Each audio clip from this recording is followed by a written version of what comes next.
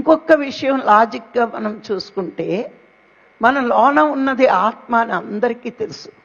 మరి ఈ ఆత్మే కదా మనం తీసుకున్న ఆ జీవశక్తిని పంచ ప్రాణాలుగా మార్చి మన శరీరాన్ని శక్తినిస్తున్నది ఈ ఆత్మ ఎక్కడ ఉంది అంటే మనలోనే. అదే మంత్రపుష్పంలో చెప్తారు, పద్మకోశ ప్రతీకాశగా హృదయం చాప్యతో ముఖ అదో నిష్ఠావితస్యంతే నాభ్యాము పరితిష్టతి.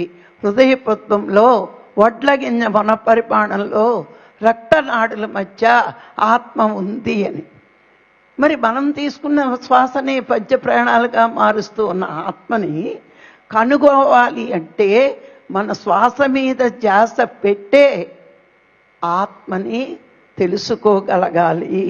ఈ విధంగా ఎలా చూసినా శ్వాస మీద ధ్యాస కరెక్ట్ ధ్యానము అని మనందరము నమ్మిన రోజున అది తప్పించి రెండో దానికి మనం వెళ్ళాం.